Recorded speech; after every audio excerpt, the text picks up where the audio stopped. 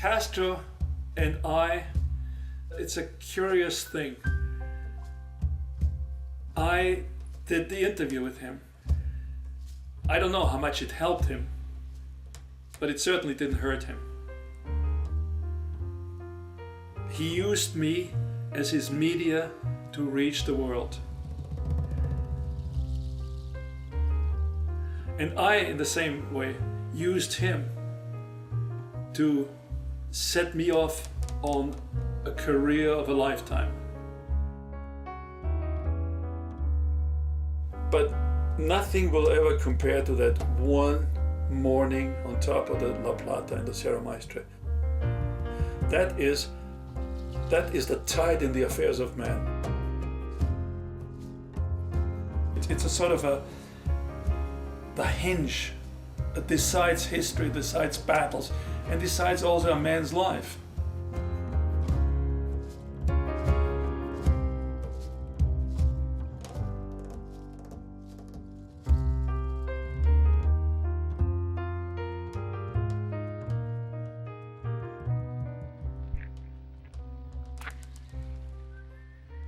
What kind of government would you establish? Would you be president? We will establish a real representative and democratic government. I don't think in being president. That a president who ought to be elected for the people of Cuba in free election, the most short time possible after the finishing the revolution. Important.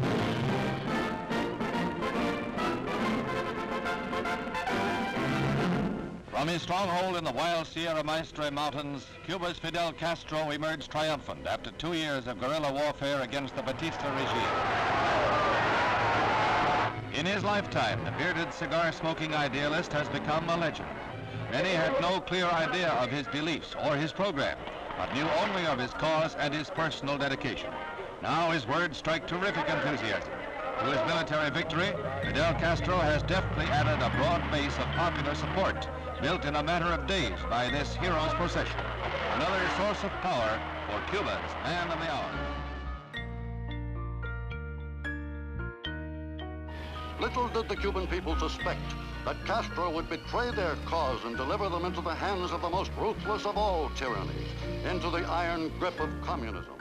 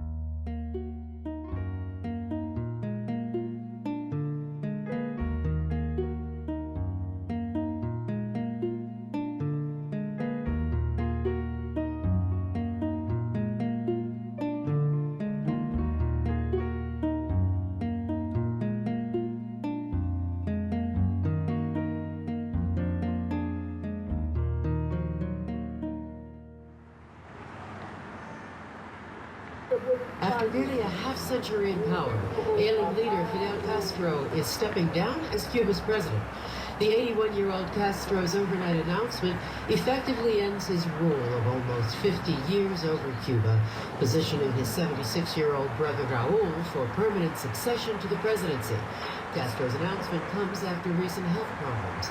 In July... How are you? Fine.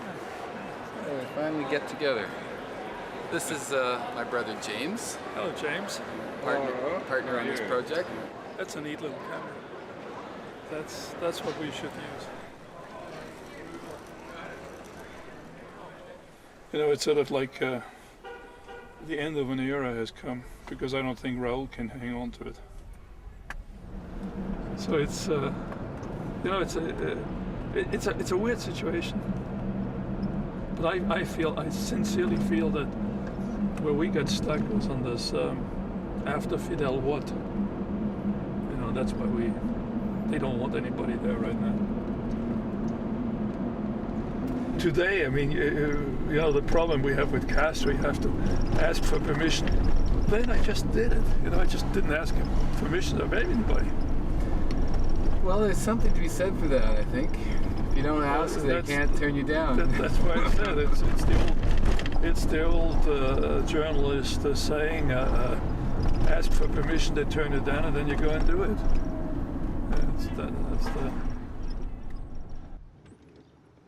You wanted to know how this all happened in the first place.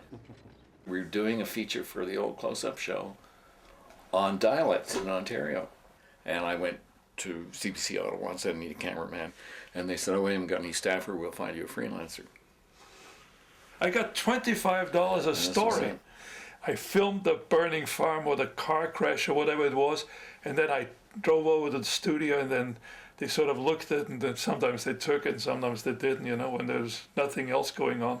But those were the early days of television. Anyway, I mean, we got along well, and we started talking about stuff we might do, and then it's less than a year later, I think, this phone call came from Miami, Fort Lauderdale, and you said, I've just run into this guy from Time magazine, and he's got it in, and I think I can get into the Sierra Maestra, and he said, would you use my footage if I got something? And I said, how much money do you need now? And he said, I don't need money.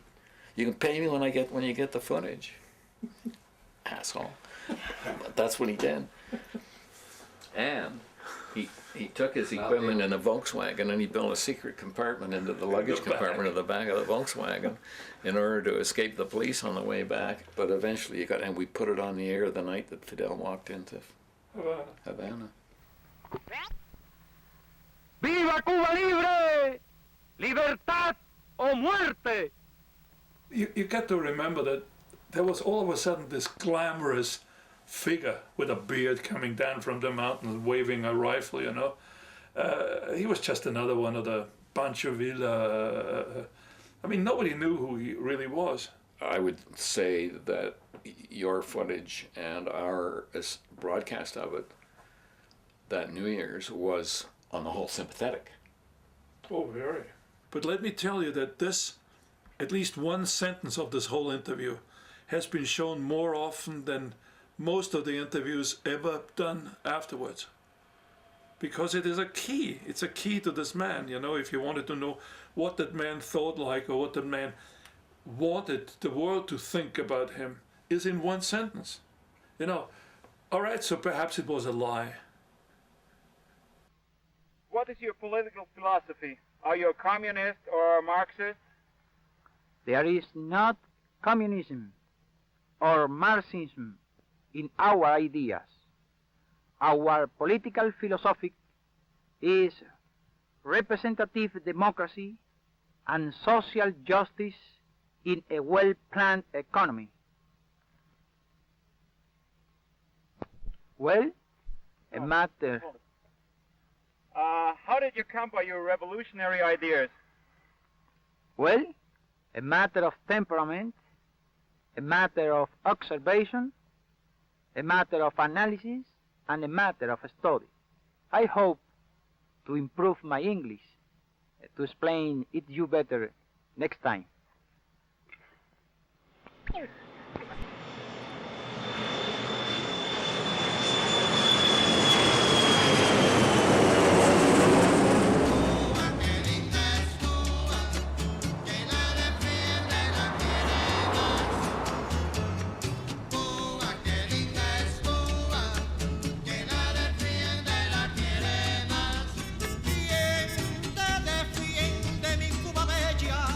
¿Quién te defiende, te quiere?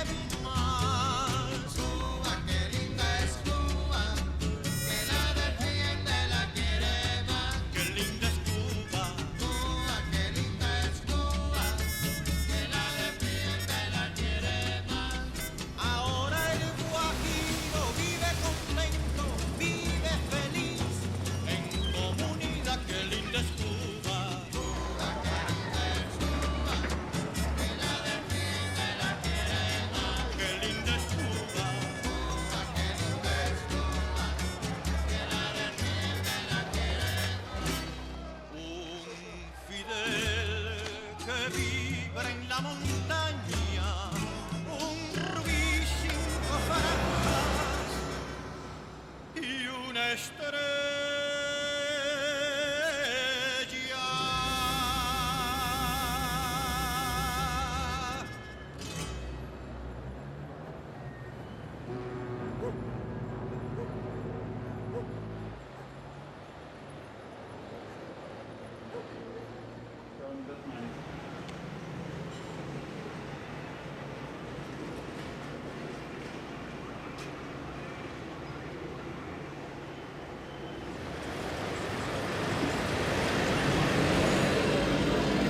It's an amazing feeling to be back 50 years later. The cars are still the same. Well, the people have changed, of course, but so have I. 50 years ago, I wandered here pretty well penniless, hoping that something would come out of it. I didn't realize what was coming out of it. Still, I wandered past that hotel looking at the people, quite envious, I must say I was at the time. They were sitting there sipping their mojitos. It was the Frank Sinatra, Ava Gardner generation.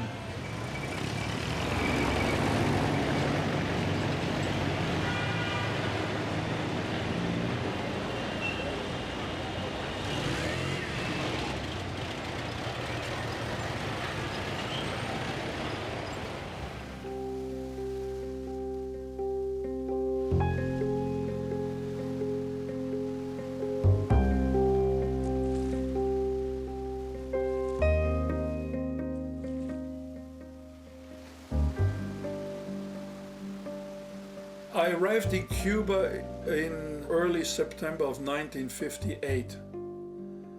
In other words, at the crucial time of Castro's revolution, but that, of course, I didn't know at the time.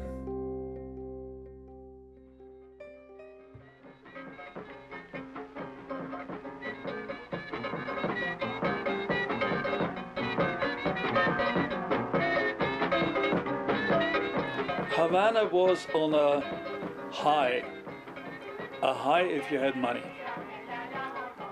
They had one cinema called the Shanghai. They had girls on the stage. They stripped down and then offered themselves to the highest bidder. That was Havana at the time.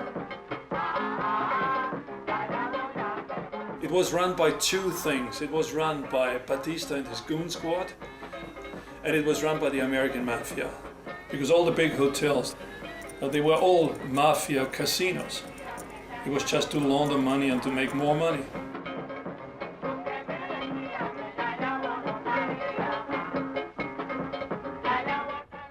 I must say that when I first went to Cuba, I was politically probably naive. I did not go there to save the world. I went there because I wanted to start a career.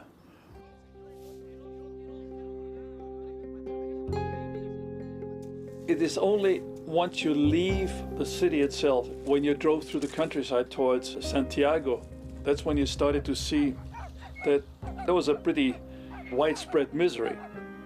And those were the people that obviously hoped that Castro would give him some, liberation.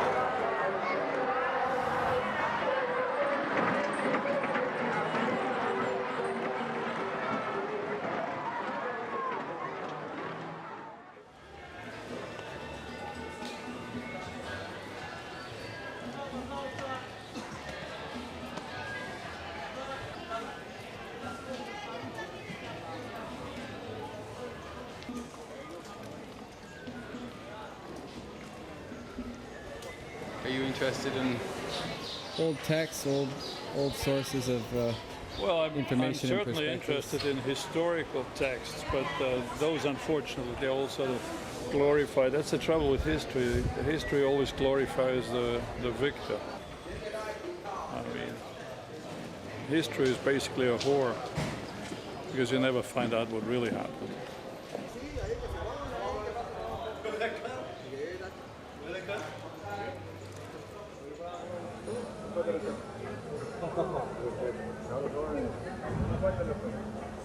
I pay a license and I can sell books to the tourists, and I have a little money, more than the other people. Right. All the people are waiting. Waiting for what happens next? Yes, of course. Could you talk a little bit about this?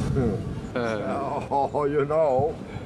Yes, I think this country is a very good country, and Fidel Castro also is a nice man. I think it's the man of the last century. But you know, now he's 82 years old, and I don't know. The people are looking for something new. And Raúl? Is he something new or something old? We have to wait. We have to wait. We have to wait.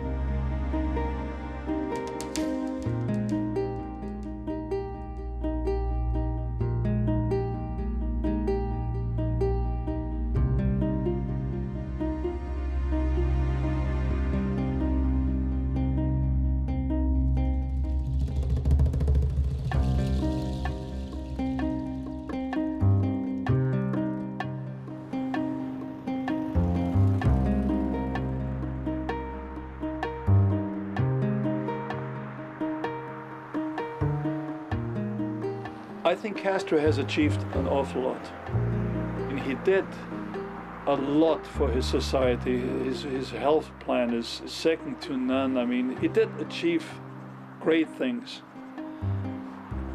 But look at the costs. I mean, the costs are horrendous for a country. Freedom of speech, I think, is a word unknown in Cuba, or in the present Cuba anyway.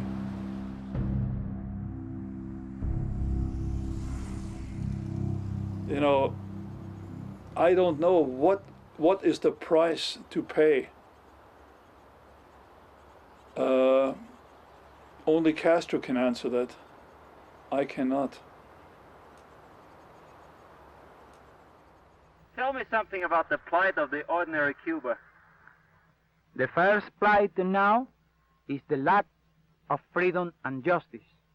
And after that, a low standard of living, hundreds of thousands of young men without job. But Cuba is a rich country with a wonderful future if we only have good governments.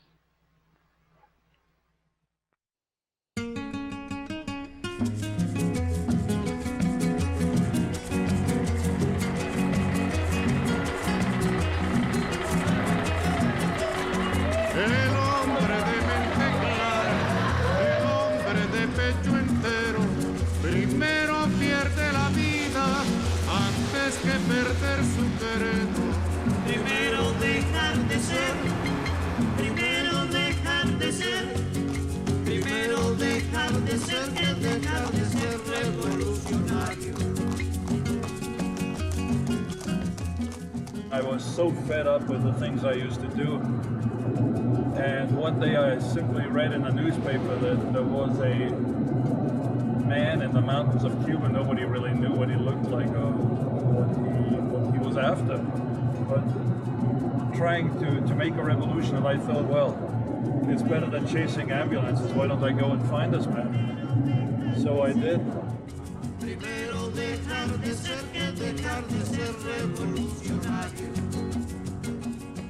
Imagine Cuba as a very long banana.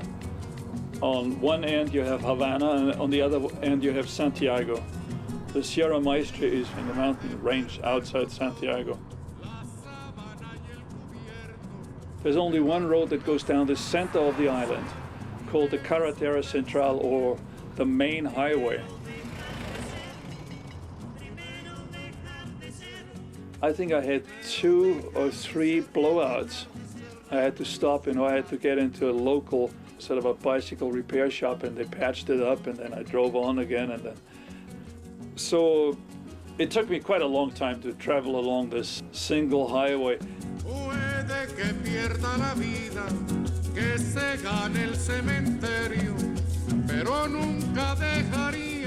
There was no military traffic, there was no indication that something was not quite as it ought to be. Until I came to just outside a town of Bayamo, which is close to the Sierra Maestra. The first thing I noticed was a truck. Rebels had hijacked that truck and then ditched it next to the road and burned it, and there were still some carcasses of animals lying there, smoldering actually.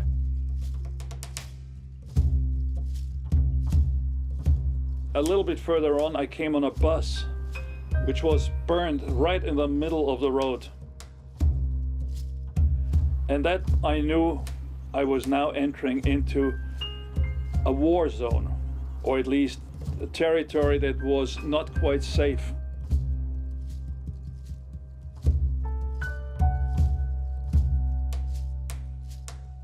It was much too far to drive in one day because the road was pretty bad. But I got into Santiago without any problem.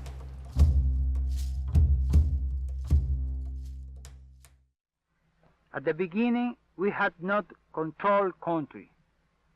We were continually persecuted, but fighting hardly against Batista's forces, after 6 months about, we got the control of the mountain and kept they out. Now we have a big part of the plain too. Really, the only outlaw since the beginning was Batista.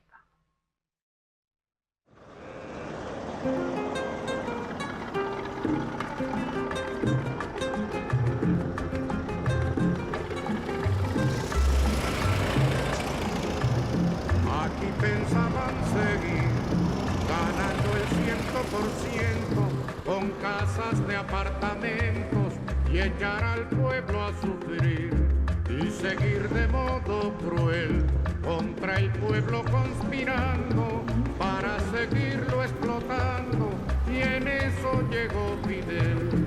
Se acabó la diversión, llegó el comandante y mandó a parar. Se acabó la diversión, llegó el comandante y mandó a parar.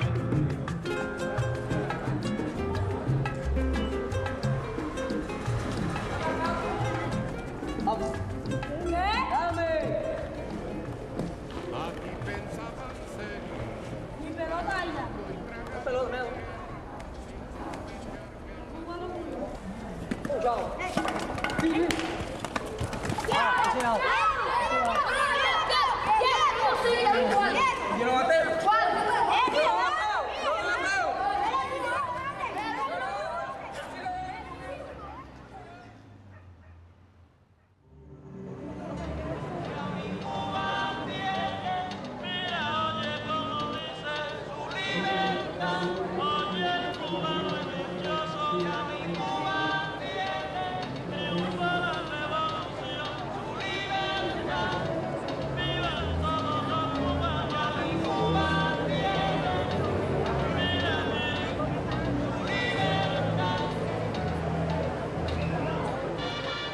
En sentido general, el país, la isla, marcha bien, la gente está contenta. Sí.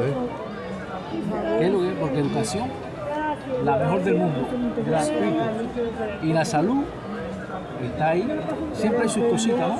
A veces tú quisieras que todo se resolviera en el momento, pero bueno, tú vas al médico y siempre hay una respuesta. Nos faltan algunas cosas, ¿no? Por ejemplo, la alimentación todavía en la bodega, en la carnicería, quisiéramos que un poquito más que llegara. Porque hay mucha corrupción, mucha ilegalidad, mucha inmoralidad. Tenemos entonces aquí en Cuba la cabrona corrupción, jefe, desvían recursos, y no sé, esa gente llegará el momento que ya se le pondrá su fin. Yo te digo que la historia va cambiando y hay que esperar cosas buenas y cosas importantes. Lo que sí, Cuba no, su política, su economía, su sistema como tal social, jamás lo va a cambiar. Y si tú lees la Constitución nuestra, en el preámbulo dice, Cuba es un país de obreros y campesinos. Y más adelante así hay un pensamiento martiano que dice, con bien y para el bien de todos, ¿no? Sí. Y el Che Guevara lo dijo hace más de 50 años, al imperialismo no se le puede dar ni un tantico así, mira, ni así se le puede dar. Por eso digo que ese hombre ha sido lo más grande que ha pasado. Gracias a él.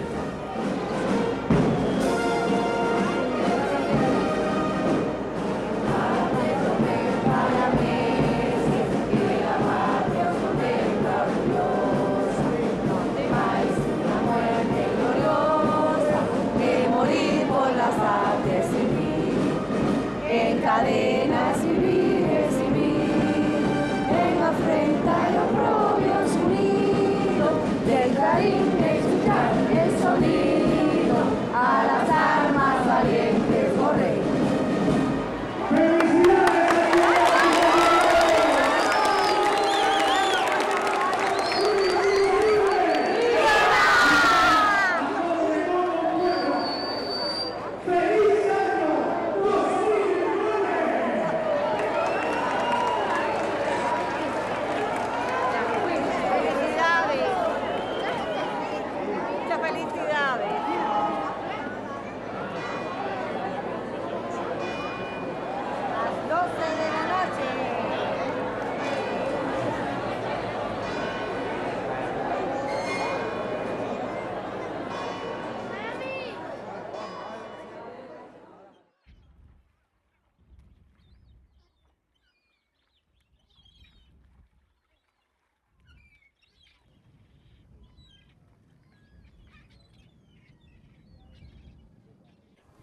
First of January 2009,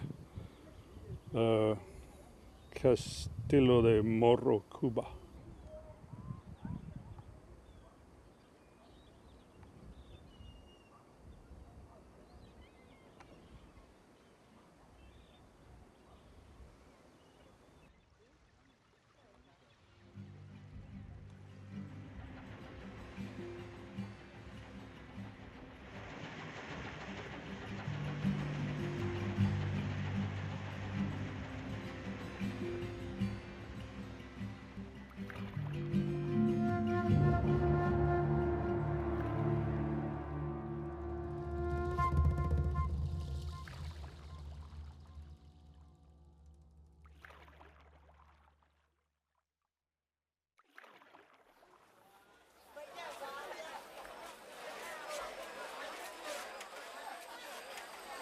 When I came out of Castro, I was the new bright kid on the block, the one who can do revolutionaries and that sort of thing. For the rest of my career, I spent 30 years doing wars. I mean, I've covered every war from 1959 to the Gulf.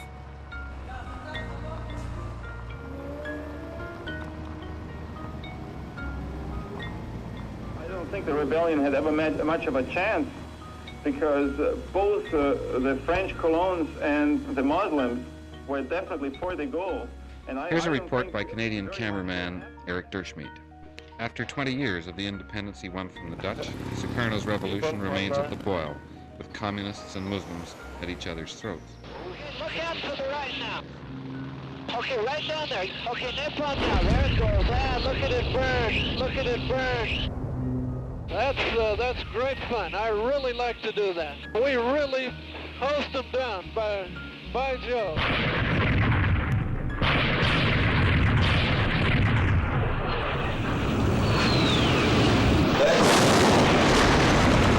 And here they go again. Here come the...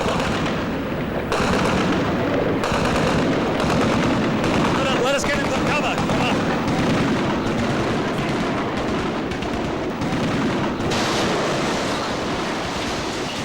You know, somebody in our profession is like a bullfighter.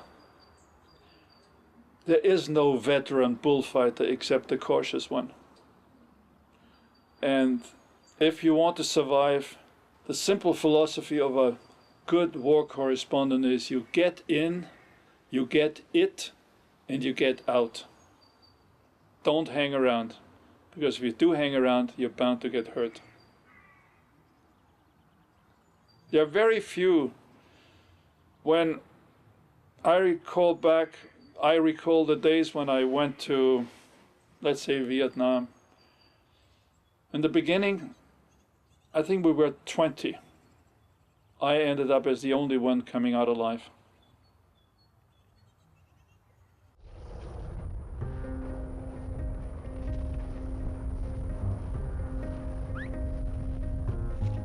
We have just come back from the front line. This attack certainly was the worst attack ever. The battle must have been very, very fierce because the bodies that were lying there were totally mangled beyond description. The Iranians had an initial success, and they threw in all their elite troops, and they were simply cut down to pieces by the Iraqi heavy artillery and, of course, the Iraqi Air Force and the helicopter gunships. It seems that the Iraqis now have definitely cleared all the dry land, and this is all what matters on this part of the land, and pushed all the Iranians into the swamps. Let me say from the beginning that there might be several kinds of reporters, correspondents, cameramen. They may have different motives. Some do it for financial reasons, because the pay is quite good. Some do it for excitement. And some do it because they got into it and cannot get out of it anymore. And I think I belong into that category. And that is also a result of Castro. Out of 365 days, I was 290 days in some god-awful place. I never got out of the war anymore. And I tried many times afterwards. I tried to get out of it. I did National Geographic. I did Hollywood films. But I was always brought back into, into what they thought I did best.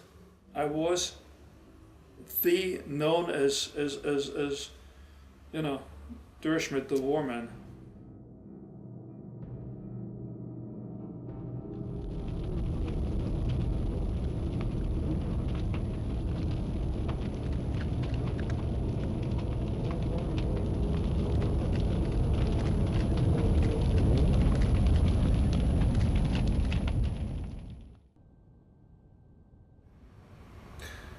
I think nobody can escape his upbringing, his environment, his basic character. And I had the bad fortune to grow up during the war in Austria.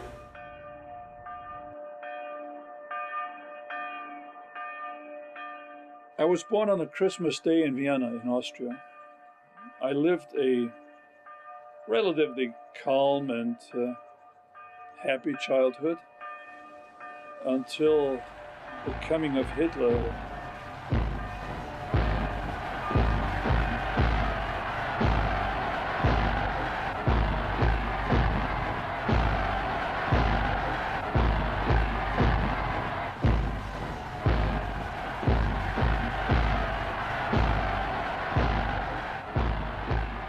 My father was called up into the German army, as everybody was at the time, and he didn't survive the war. I did.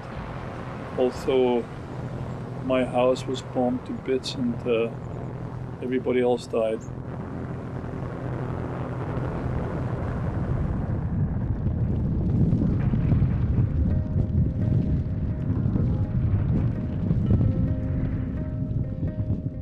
And, you know, I saw what happened at the end. Everybody has his own sort of cross to bear, but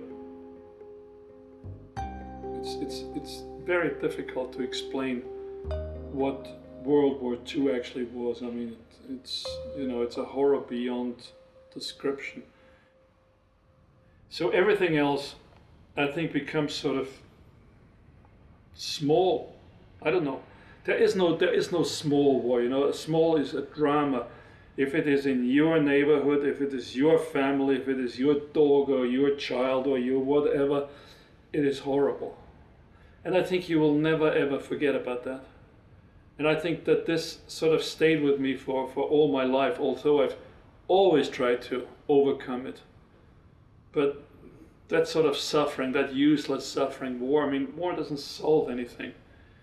I mean, you know, we were indoctrinated that you know, we will change the world, everything will become wonderful. And in a sense that the same thing happened to Castro's Cuba, if you want.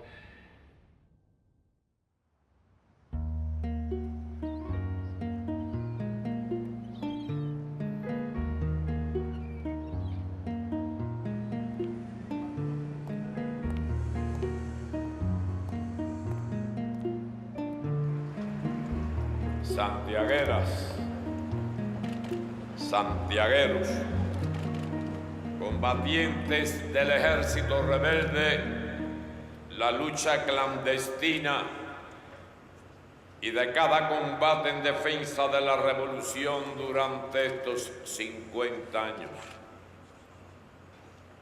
Compatriotas,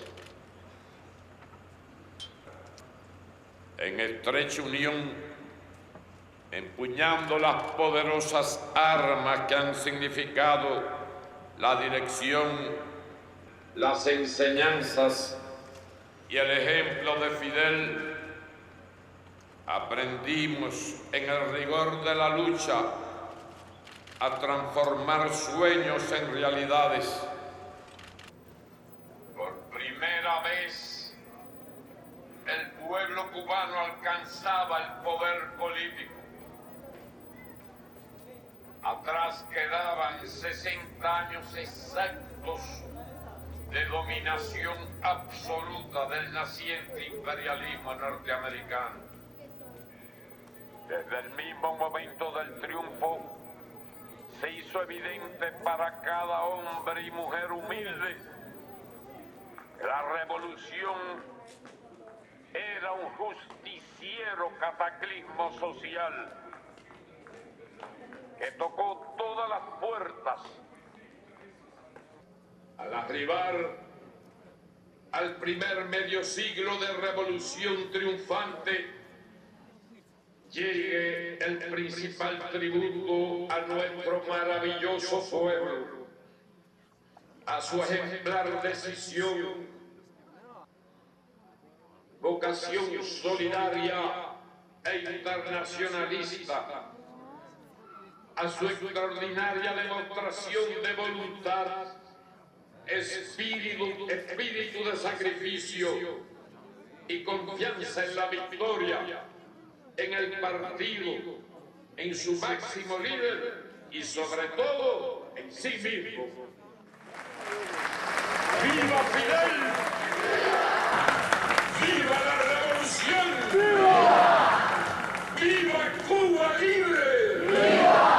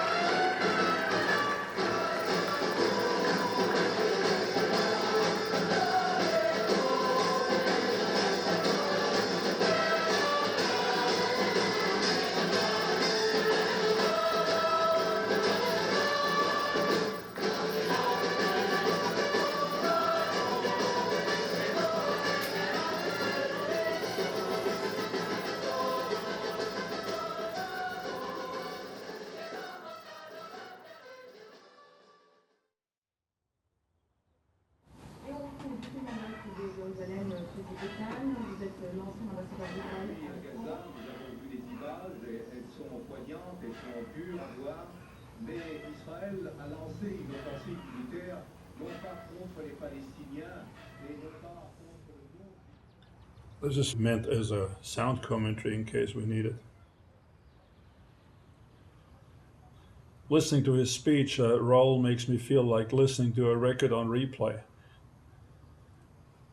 The same worn-out phrases Fidel has used for 50 years to make his people forget the hardship his regime brought them.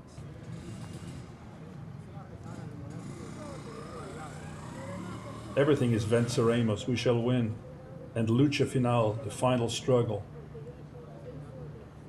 In the same breath, they are celebrating the end of this final struggle that happened already 50 years ago. Raúl promises that Cuba will never relent on socialism. After all, he can hardly admit that 50 years of communism has been a smashing failure.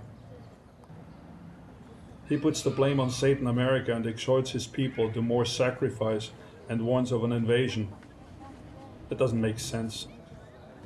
The only invasion is that by foreign tourists and their capitalist dollars.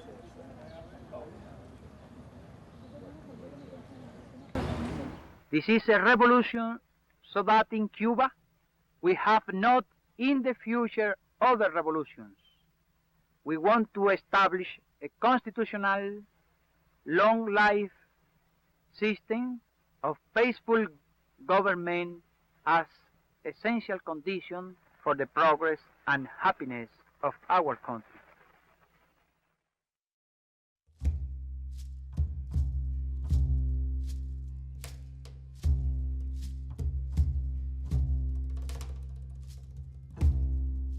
In Santiago de Cuba, I got into a little motel.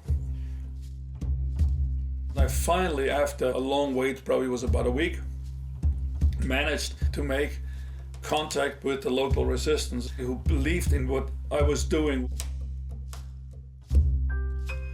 He didn't think I was a spy, and he said, go back to Bayamo and go to that bodega. He gave me the name of a little bar down there and just says, Pablo sent you.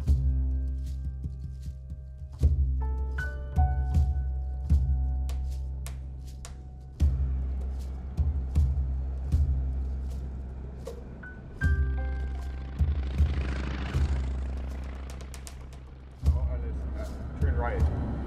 Okay. A derecha. Well, Bayamo, here we come.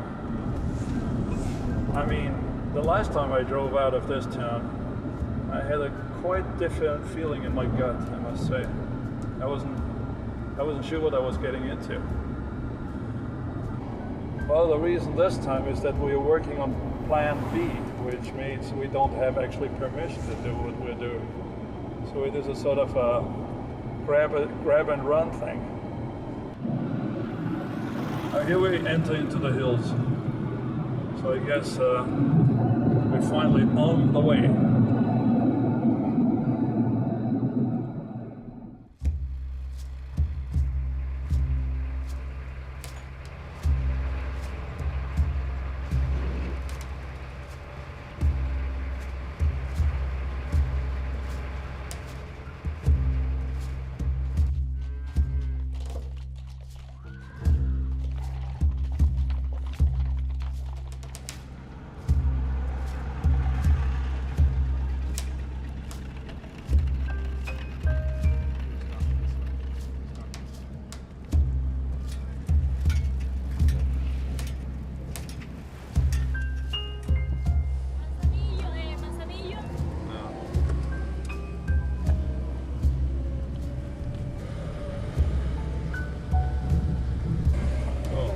In the wrong direction. Okay. Let's get out of here. I think it widens out over there.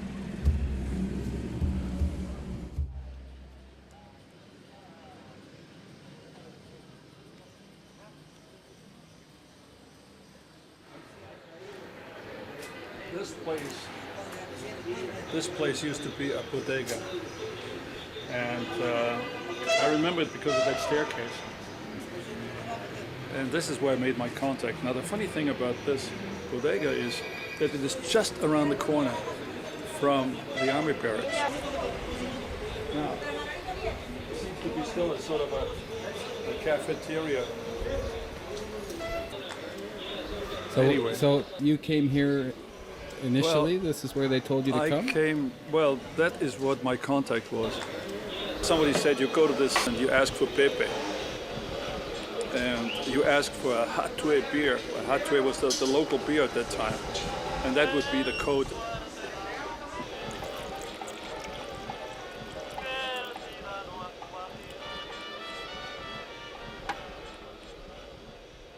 So as we were driving off in the morning, of all the places to drive past, we drive straight past the army barracks, which are virtually around the corner from this place here, as you will see. See, there it is, right here. This was with the rebels. That was with the rebels sitting next to me in the car. Those are the army barracks. And as I was driving past here, of course, there were guard posts, and there was a machine gun up there on that tower. I think it was a little bit daring what they did.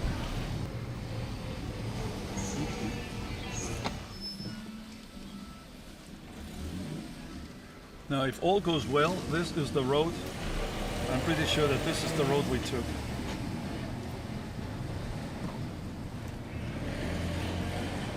And we drove along this river. Can't see it.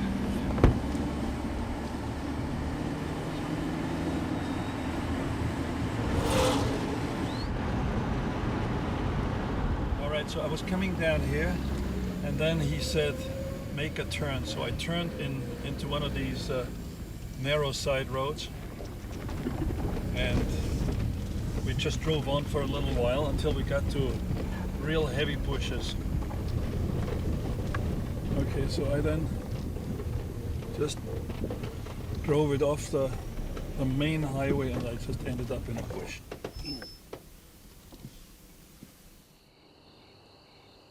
Now my car is parked in this bush. The battery is disconnected. I have a gunny bag with a couple of small cameras and a little bit of film, a bottle of water, a pair of jungle boots, and I set off. I go back to this road. There comes a tractor comes along there. There's a tractor and comes along with a flatbed behind it with all sorts of characters on it. They all sort of wear straw hats and carry machetes going sugar caning. Then I jump on it. And we come to a little river crossing. And there the tractor doesn't go any further. He says, all right, from here you're on your walk, basically, you know, the old saying. And so I say goodbye to all these guys, and then I walk across, and then I notice that all these guys follow me. They were all people that were trying to join Castro.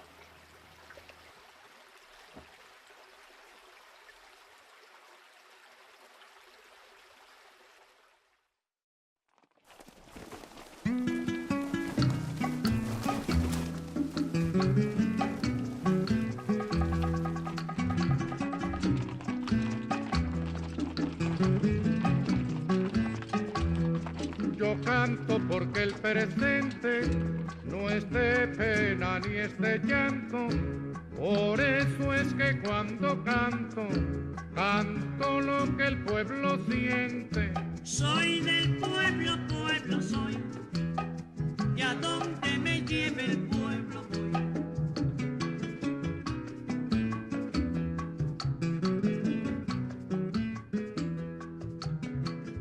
The people that made up the contingent at La Plata were a total cross-section of the Cuban society. You had anything from sugar cane cutters to students. You had accountants from the city, a couple of school teachers, a college professor, and there were people from the high society of Cuba, sons of the high society. Now, some of them were certainly there for the adventure. Others were there in a belief that Castro really could do something for Cuba. Por el pueblo voy pasando y oyendo tu sentimiento. There were a few women up there called the mujeres. They were not to be touched by the males, although some of the leaders had their embedded girlfriend, shall we say.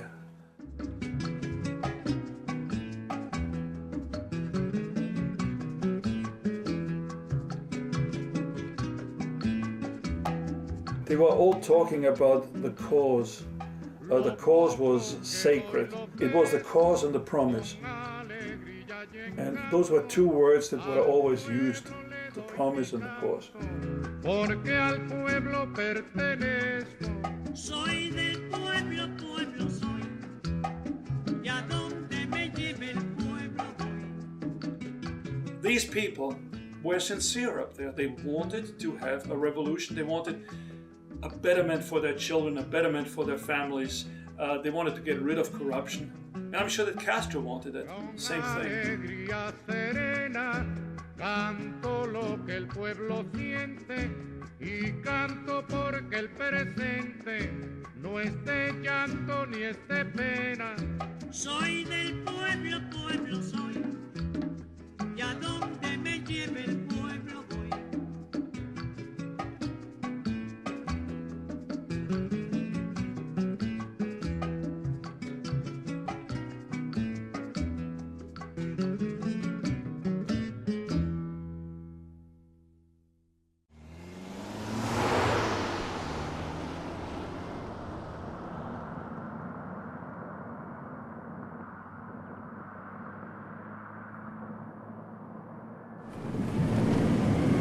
Almost there, so you don't need to. You can take it easy. Fast.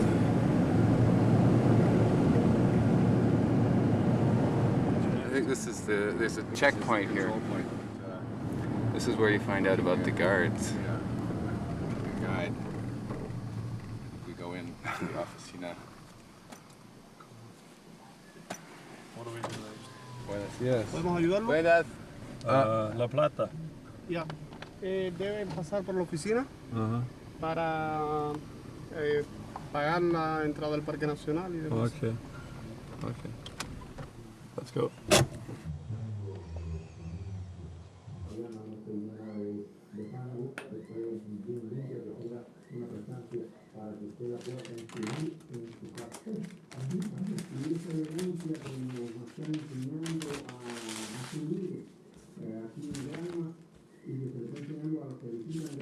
Cinco.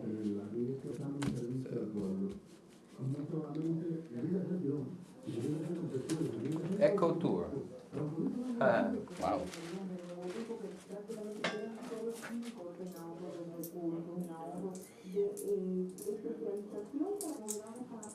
Muchas gracias. Where's your bag, babe? Camera bag? Yeah. In the front. Oh, why don't we bring the bag? Sure. No, we should. They didn't say anything about a guide. Well, and if we don't need a guide, just go. Don't ask. Don't ask questions. No. Then you get an answer. Exactly. It's true. The only thing would be I would cool it a little bit. Okay. Well, all right. Now we'll have this. Got a guide? Español, no? Oh, okay. Okay. Buenos días. Buenos días.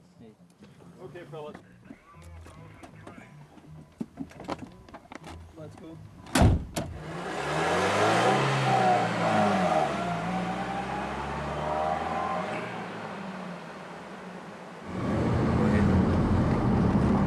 So going up the hill, I guess it's, if you were to walk it now, it's 3 hours. That makes it, of course, much shorter. Also, I'm not as young anymore as I used to be.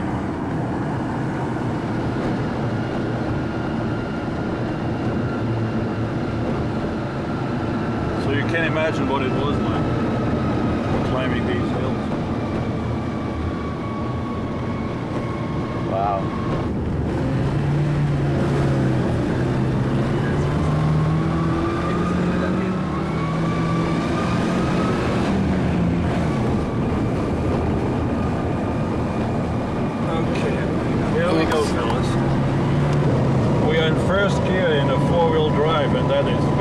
very steep.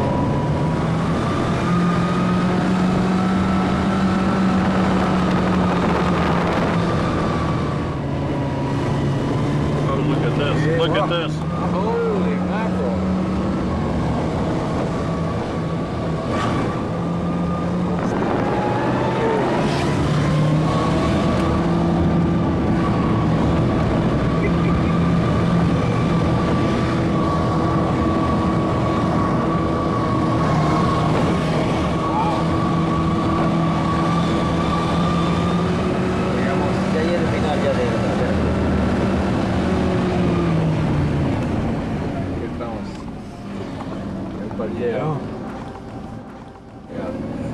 Okay, fellas.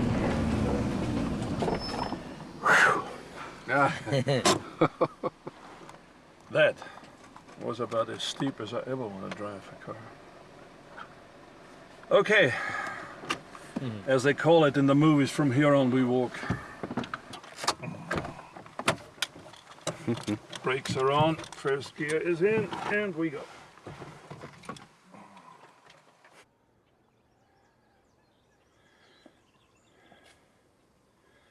It's quite warm today, but then it's always been warm.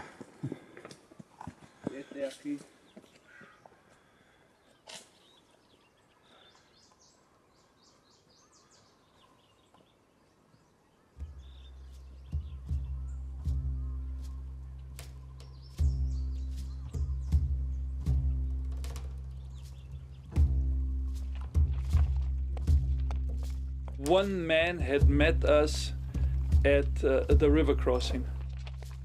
Then we set off walking. And after 1 hour we stopped because we had come to a little hut. You have to understand that after 10 o'clock in the morning, 11 o'clock in the morning, you can hardly walk anymore because it is so hot. So you have to wait until 4 or 5 in the afternoon. So our progress was very, very slow indeed.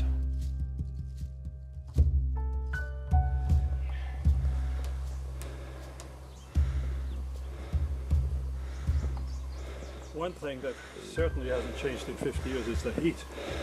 The heat and the hills. It's still as steep as they were then, and it's still as hot as it was then. Para acá, para acá.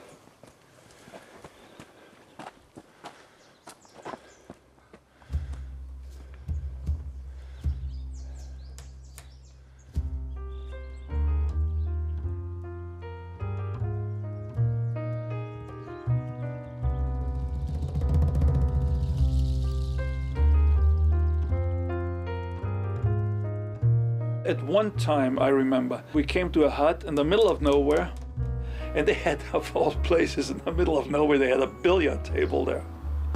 And we played billiard. I don't know how they ever got a billiard table up there, but I mean, they did. So it took us endlessly to get up there. We were trying to join a revolution, and nobody knew where that revolution was. Whenever you ask, who says, well, up there, you know, it was always up there. And I think we zigzagged up that hill because when I finally came down, I did it in 2 days. But when we went up, I think it took us 3 weeks.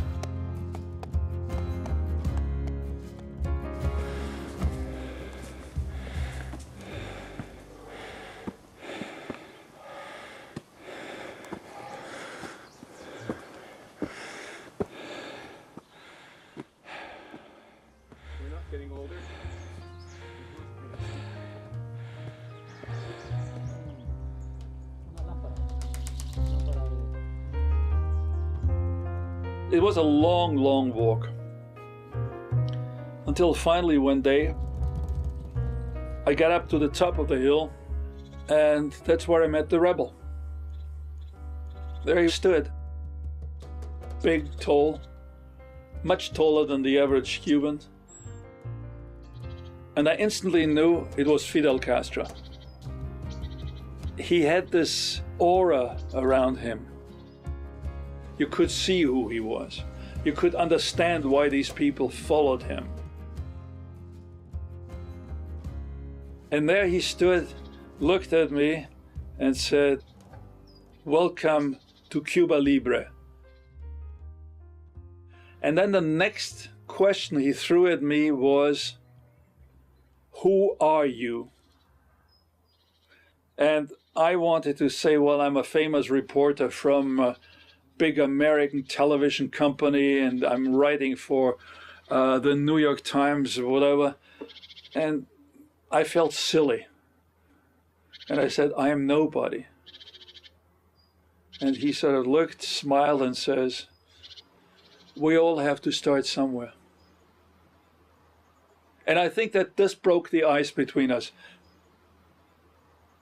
Also, he said, well, how do the people feel about our revolutionary movement, our quest for liberty? Because he knew that the Americans go very much for the quest of liberty and all that. I said, you know, I don't think the Americans know all that much about you. And perhaps this is one of the reasons I am here. Now, will you give me an interview? I think all this thing came out in the first sort of 30 minutes, you know. And from then on, a sort of rapport established between us, mostly through an interpreter, because his English wasn't very good. I mean, he was very broken. So after I met Castro, he said, for everything you need, just call on Celia. Celia Sanchez was his right hand, basically. I mean, she arranged everything. Who was incidentally also his mistress, but this is something else. Celia was slightly older than Fidel. She was a sort of mother figure. Very clever, very astute, and very loyal. She defended Fidel all the way to the end. Raúl and Che Guevara, they weren't there when I came there. By the time I got there, Castro had split his effective into 3 fronts. One was the Sierra Maestra, which was his own headquarters, centered on La Plata. The other one was the Sierra Cristal, with Raúl in command. And the third one was Che Guevara in Santa Clara, and Santa Clara province, of course.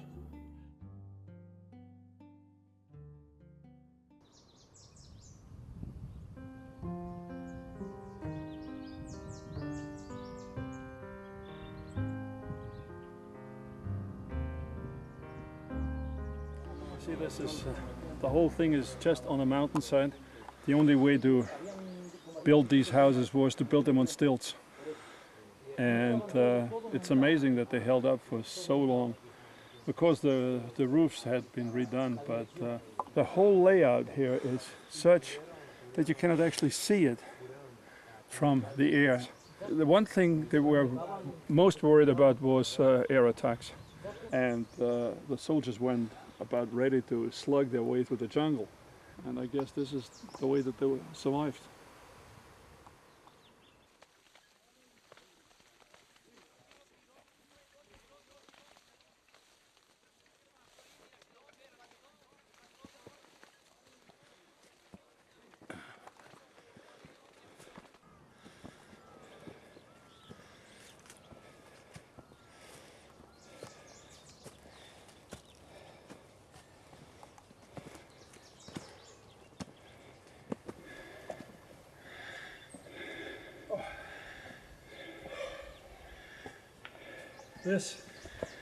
This is Radio Rebelde, and this is where I spent at least 1 month, if not more, towards the end of my stay here.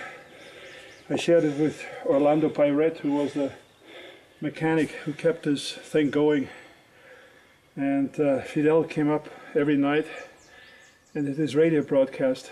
And I mean, this is one thing that Batista never understood, how vital that nightly broadcast really was. I mean, considering that at any one time Fidel probably had 200 to maximum 500 people, and Batista had regiments and regiments. It were these broadcasts here that made the difference, because here Fidel promised the Cuban people you know, to give them land, to stop the feudalism, land feudalism. Lots of promises. And I guess in the beginning he believed in them. As did I must say.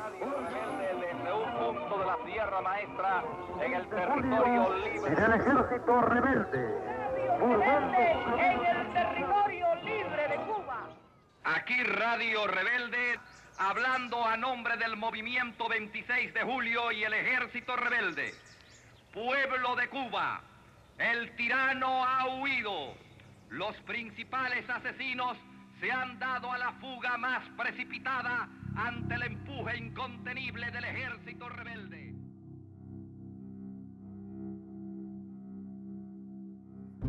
Fidel was certainly the first Latino who understood what the media really means in a revolution. I discovered books on his shelf.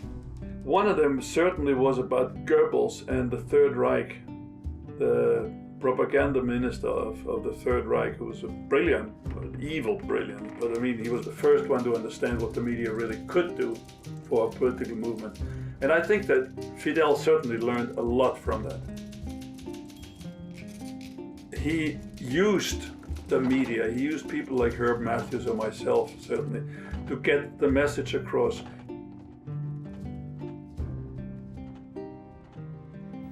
Do you ask help from the US or Canada? What we want is only the sympathies of their people and the neutrality of their government. We have several Americans with us, not any Canadian.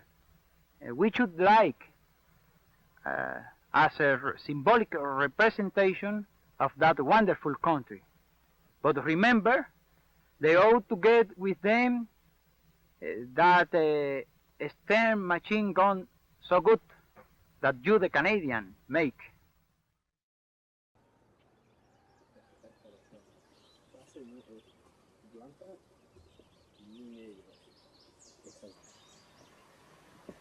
All right, that house there behind me on stilts, that's the Commandancia. This is where Fidel was.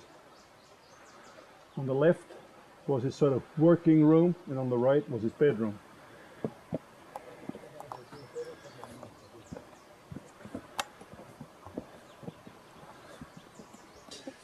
I haven't sat on that bench for 50 years.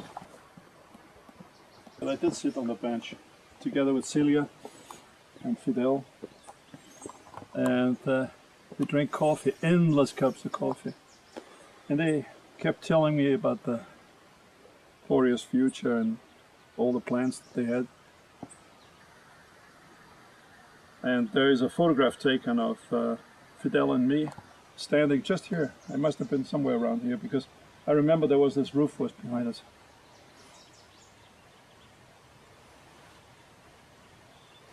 Well, I am here, he is no longer here. Yeah.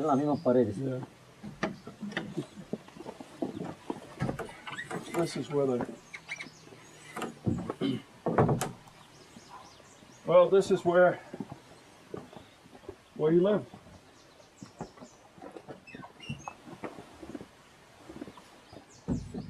Well, there's something interesting here. I don't know if you have enough light to get these shelves, but on these shelves there were books. And I remember the first thing somebody asked me when I came out, what kind of books does he read? And they were all books about revolutions, of course, about fighting, but I can assure you there was not a single book by either Marx or Engels or anything that connected him anywhere to a leftist movement. There wasn't. I mean, I was in here quite frequently. I was sort of the only visitor in this camp for a long, long time because nobody else came up. And I must say that sometimes I came in on my own because, there was always open anyway. But I couldn't find any book that remotely connected him to any leftist movement. His bed is in here? Yeah, it was sometimes shared by Celia.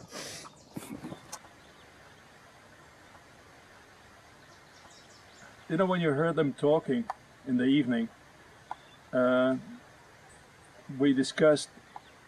I mean, he was quite interested in what happened in Canada, what happened in the United States, and this is actually where the interview was concocted, because I must say it was concocted. I mean, the deal was that I would get an interview with serious answers, but in English.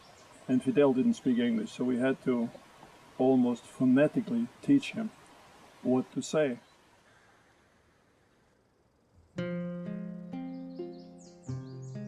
Fidel understood more than anybody else at the time the power of television.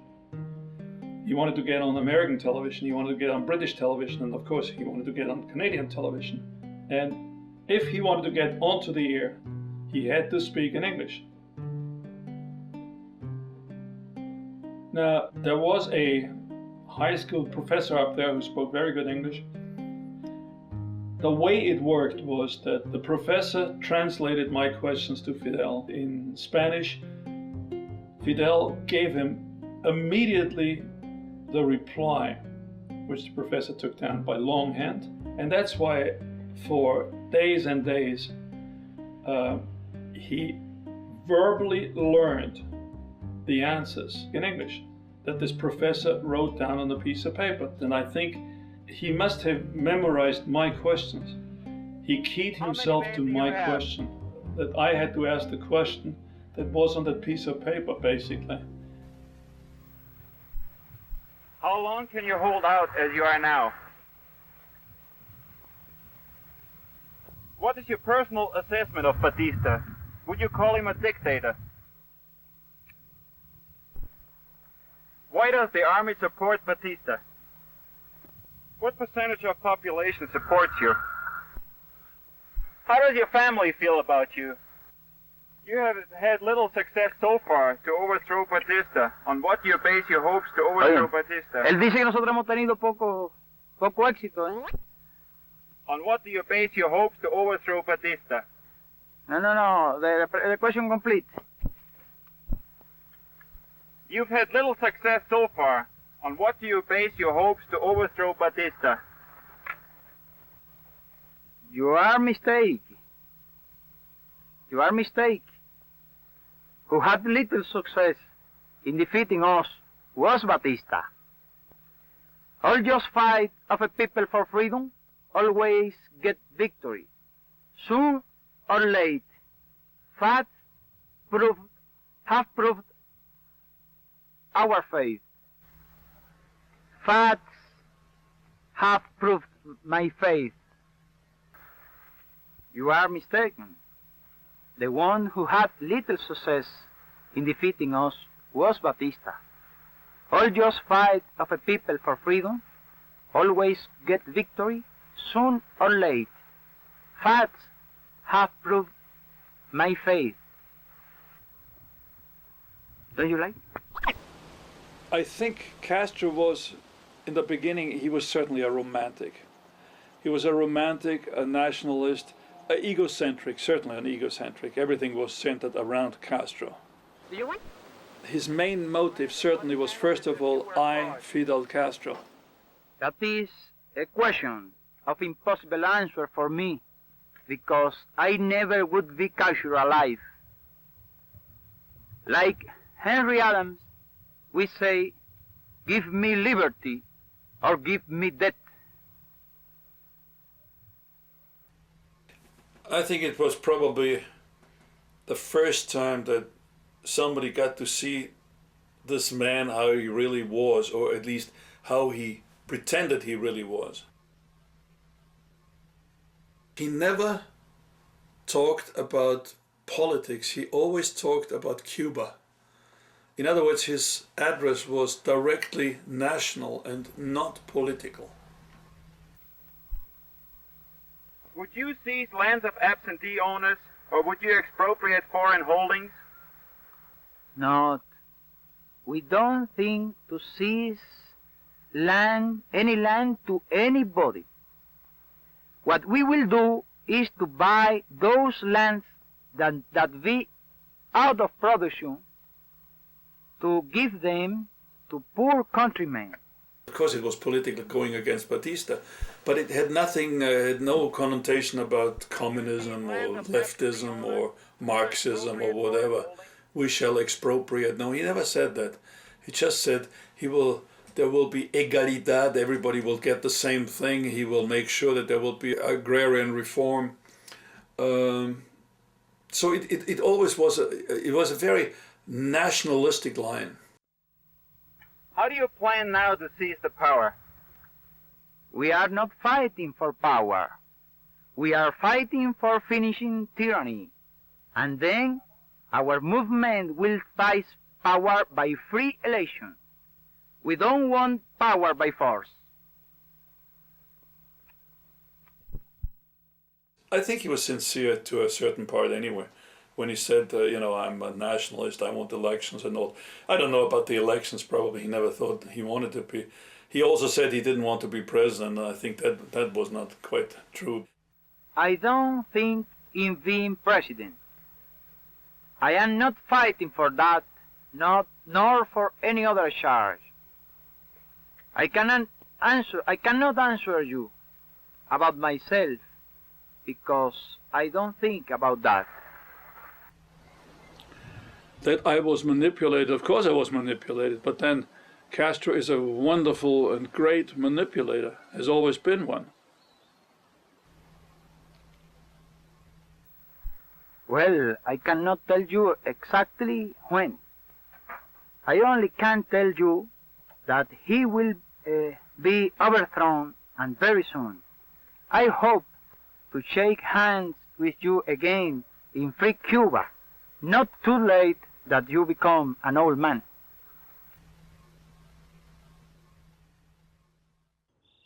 Well, that's why I stayed.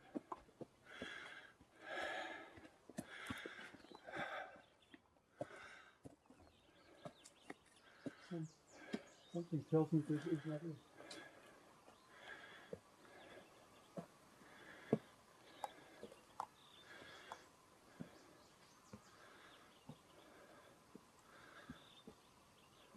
This is one of the huts I may have saved.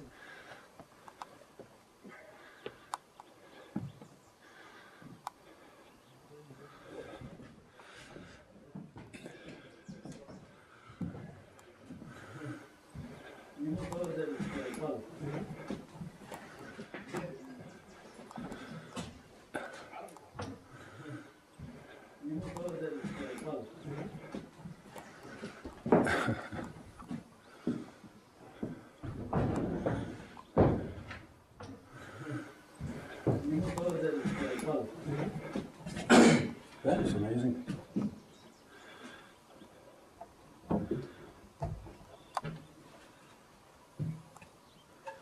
That is it. That is it. Yeah, that's it. That's it, all right. 3 lenses, of which I didn't have 3.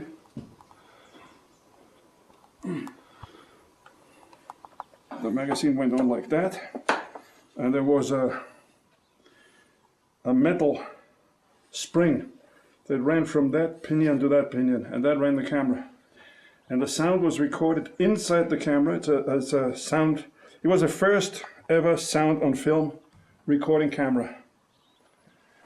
And I don't know.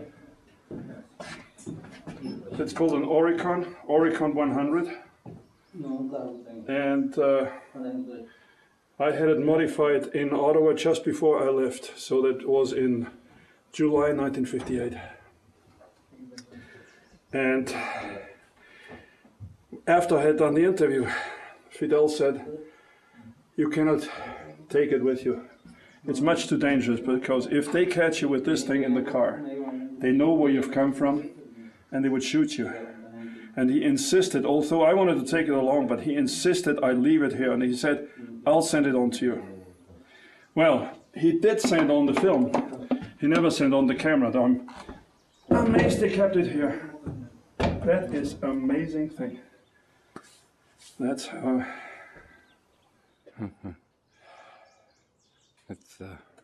It's quite moving to find this thing, because let's face it, this is what started me on my career. That piece of metal, very primitive as the sound is primitive and the camera is primitive. But when it comes down to it, that thing is worth gold, at least gold to me, because ever I since put this camera down in the mountains of Cuba. Yeah, it's 50 years of hurricanes, and see, the amazing thing about this, finding it now, is that it basically has survived 50 years, just as I survived 50 years. And some of these years were pretty rough. But it shows that human flesh is just about as tough as metal. Well, that is quite emotional, I must say.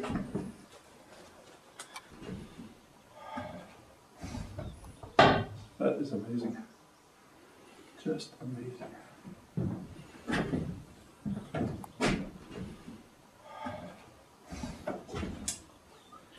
Well, before I start crying, shall we go on? What happened to my glasses? I haven't done that. I don't want to get sentimental, but I don't know how to explain the feeling in this moment. It's quite strong.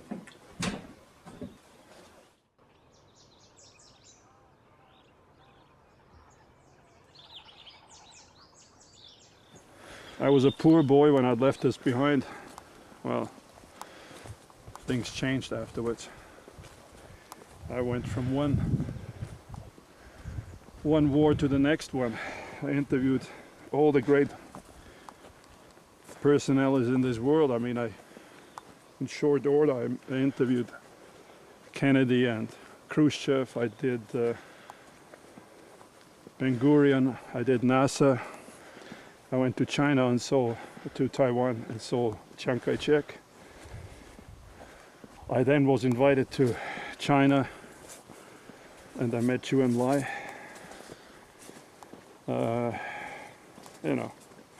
Those are the big ones, and then of course there are the thousands of smaller ones, potentates. I saw the Ayatollah, I saw Saddam Hussein, Allende, Pinochet. It's 50 years is a long time.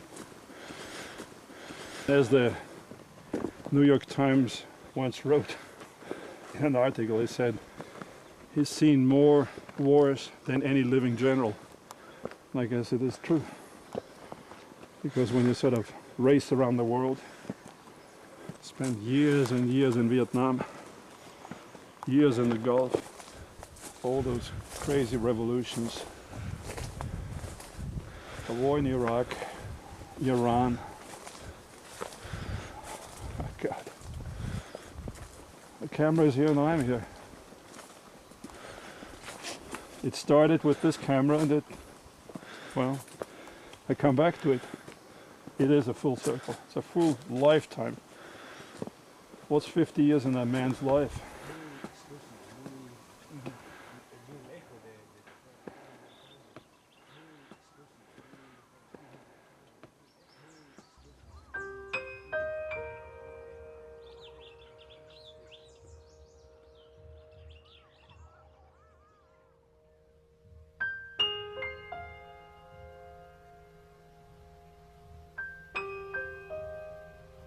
Today, 1/3 of the Cuban territory is in the Cuban freedom fighters' hands.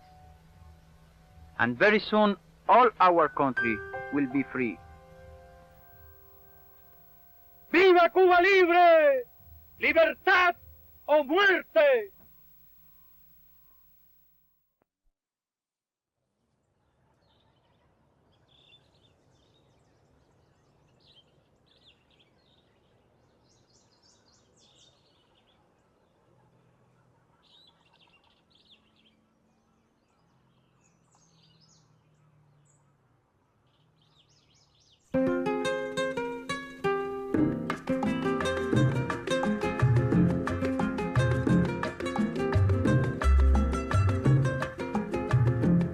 Aquí pensaban seguir ganando el 100% con casas de apartamentos y echar al pueblo a sufrir y seguir de modo cruel contra el pueblo conspirando para seguirlo explotando, y en eso llegó Fidel.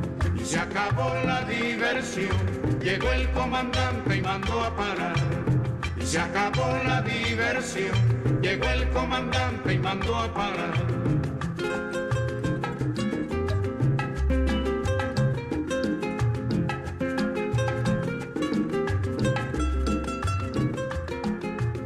Aquí pensaban seguir tragando y tragando tierra, sin sospechar que en la sierra se alumbraba el porvenir, y seguir de modo cruel la costumbre del delito, hacer de Cuba un garito, y en eso llegó Fidel.